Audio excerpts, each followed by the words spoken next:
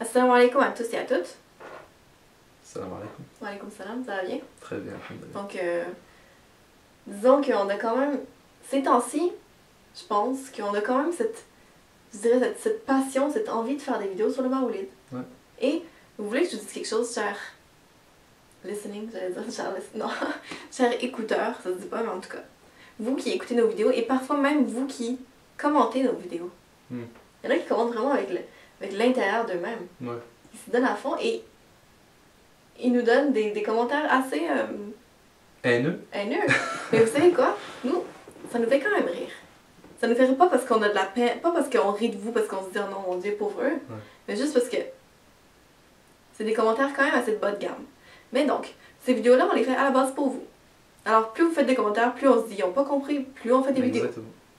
Alors, libre à vous et vos commentaires parfois sont très drôles.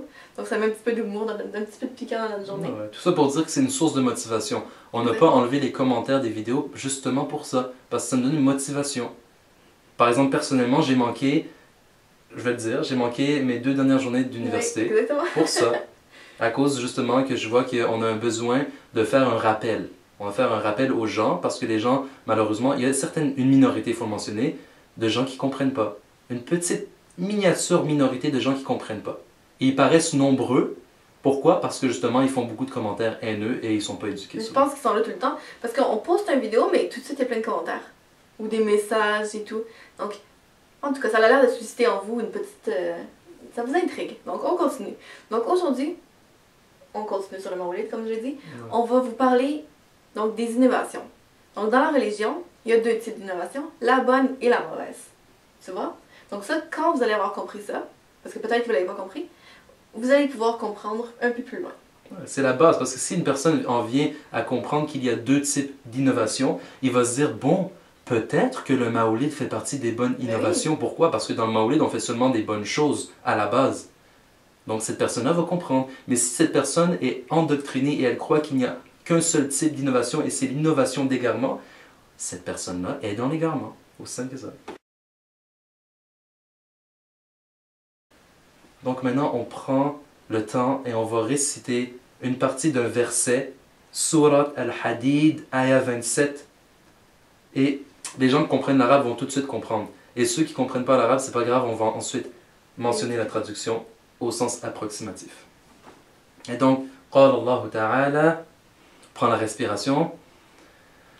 وَجَعَلْنَا فِي قُلُوبِ الَّذِينَ اتَّبَعُوهُ رَأْفَةً وَرَحْمَةً وَرَهْبَانِيَّةً ابْتَدَعُوهَا مَا كَتَبْنَاهَا عَلَيْهِمْ إِلَّا ابْتِغَاءَ رِضْوَانِ اللَّهِ.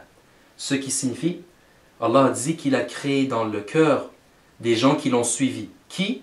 Le prophète Jésus. Allah a créé dans le cœur de ceux qui l'ont suivi une bienveillance, une miséricorde et un monachisme qu'ils ont innové.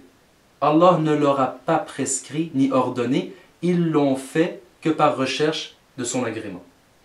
Donc un monachisme qu'ils ont innové, un monachisme qu'ils ont inventé, Allah ne leur avait pas prescrit. C'est quoi ce monachisme? Ar-Rahbaniya. C'est quoi?